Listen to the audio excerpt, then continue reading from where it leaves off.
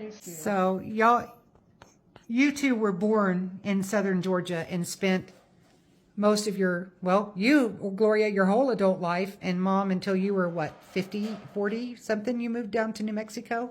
Yeah, I lived in Brunswick and Jacksonville and Folkestone. All my people was there. So your growing up days, you didn't move away from the South until you were way into an adulthood.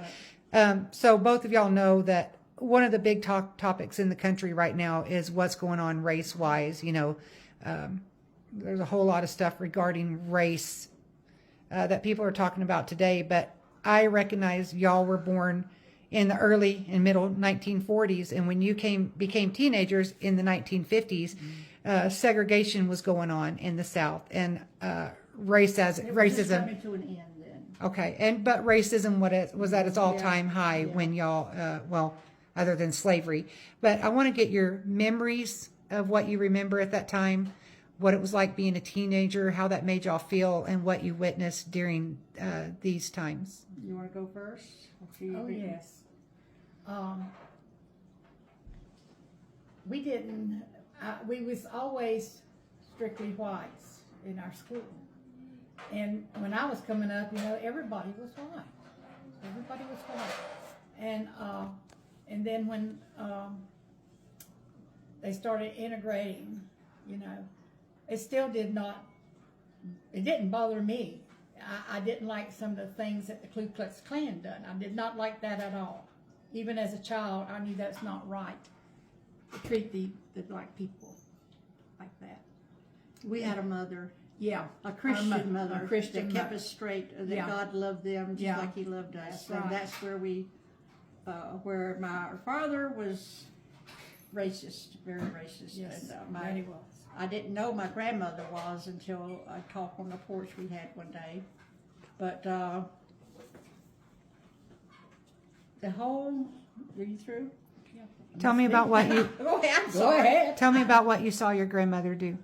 We were sitting on the front porch and on Jacksonville, Florida. We had big white rocking chairs on this old mansion. It used to be at one time, and they fixed it up, and it was a beautiful home.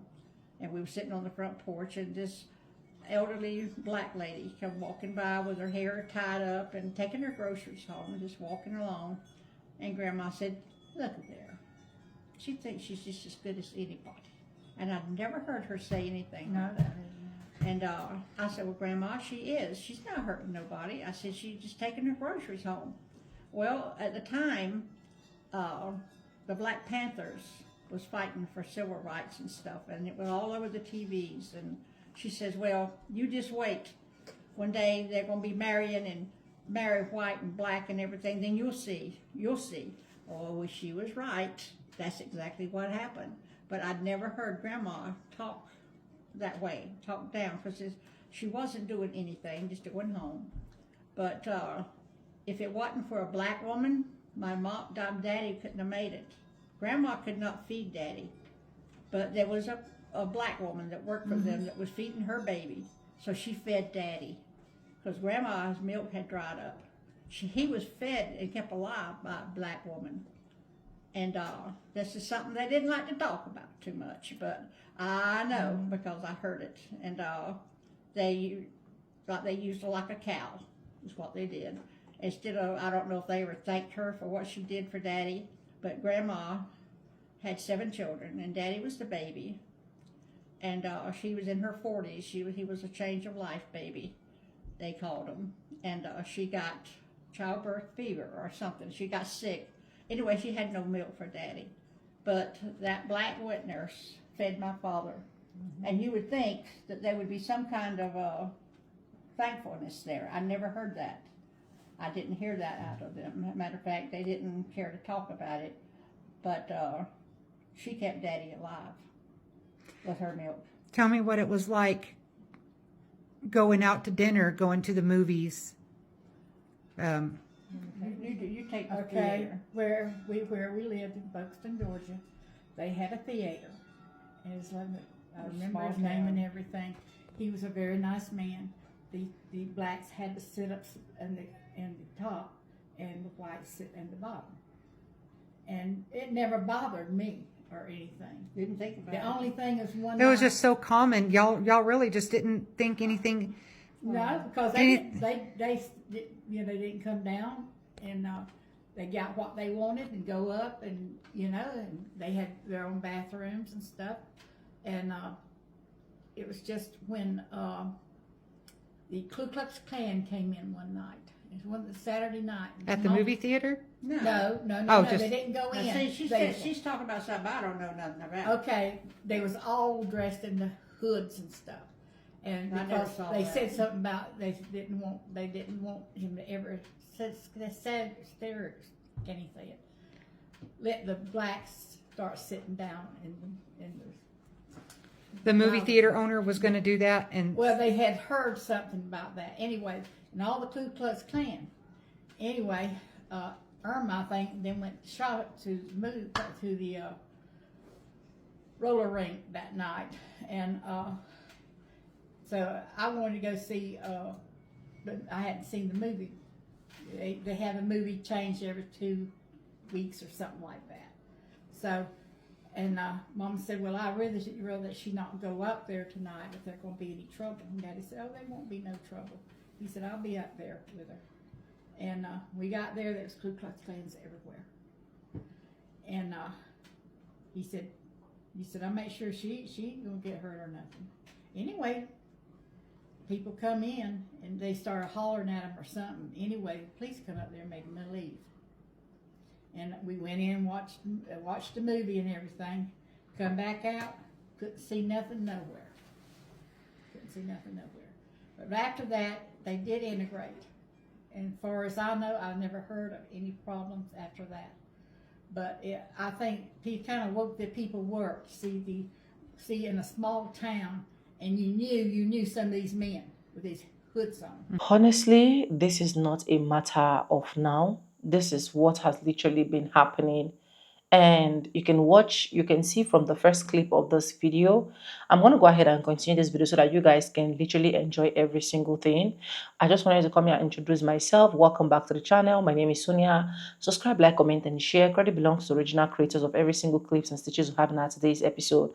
And why I'm actually bringing this is for us to be more educated, especially for my black folks, so that at the end of the day, you literally know what you are going to tell your children, not telling them the bad part, but preparing them against what is actually going to happen in the future. Because if these things can linger till now, I don't think there is every single possibility of this thing called racism will be wiped out totally, especially for Americans or other countries that have like race, blah blah blah.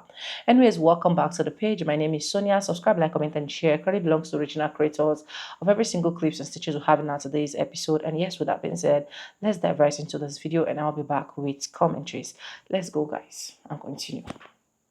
And it kind of just faded right on out, But I don't know of any of them ever getting hurt or beat or anything. what were their, like, do you remember ever seeing what their bathrooms were like, their drinking fountains? Oh yeah. All right, now. I I never went remember- upstairs. I never went upstairs. No, I was but this talking is in Cresces. I was in Cresces with Mama, and I know you were probably somewhere just looking around. But this little black boy went up to the fountain, and he was real small. And they had the black, and they had one over to the side of white only. And he could not reach. He knew to go to the black one, And this woman that worked there, he went and pulled on her and says, ma'am, could you help me get some water? And she said, she looked down at him like he was the scum of the earth and said, go get your black mammy to help you. And this is just a little boy, The little boy. just a thirsty and the little look on boy. his face was devastating. I remember that. And the bathrooms, the black bathroom and the white bathroom, you couldn't hardly stand to go past it. Nobody cleaned the black bathroom. But the white bathroom always smelled better. It was like clean. And there's so many things. I saw how they were treated. Like she was talking about the theater. The woman that done our popcorn and drinks, she'd take care of all the white kids first. They were standing in a line outside the window, on the sidewalk. They didn't come in to where we were. They stood on a line outside the window.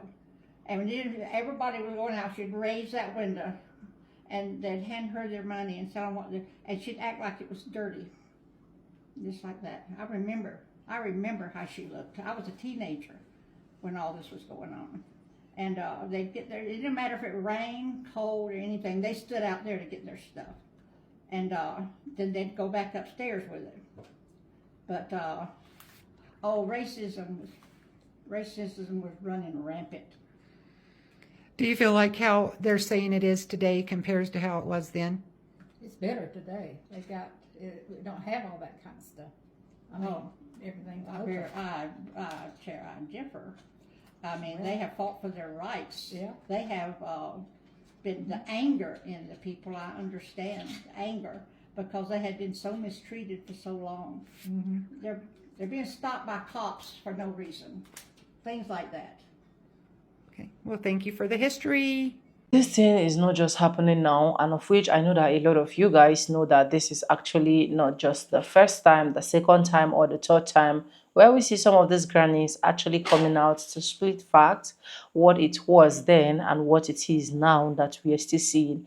It simply means that if a lot of black folks do not come into realization on time, what you literally suffer, your children are still going to suffer it, because let it make sense to me that this is in the 1950s and till date, this thing keep repeating himself over and over again. And that is why I keep saying that a lot of people that really have a lot of jobs to do is the white folks. They really know how to curtail, how to talk to their people, how to make sure that every single thing that they are doing, they should try their possible best to put their young ones on track.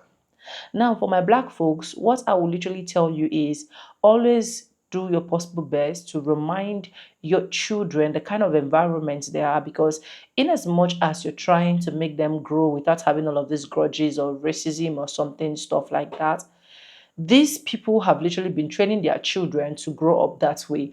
And it is better that you give your own children the idea of what is the society is all about, so that whenever they encounter this, they're not going to be so furious, or they're not going to be so they're not going to break down so easily. Do you get what I'm trying to say? It's just a whole lot, and this thing keep repeating generations after generation. Racism has been one of the things that have really eaten deep. When I mean it has eaten deep, these white folks, it has spoiled a lot of things for these white folks. A lot of them have lost their job, all in the name of being racist profile. A lot of them have lost their schools, they've lost their neighbors, they've even got to the point of losing their best friends. But do they realize? Only if you realize that at the end of the day, this thing I'm doing is actually not making sense. But some of them still take it upon themselves and be like, oh, everything I'm doing is right. I'm right. I'm always right. I have the privilege. Nobody should tell me what to do. Nobody should advise me. I should be the only one to do this. I should be the only one to do that.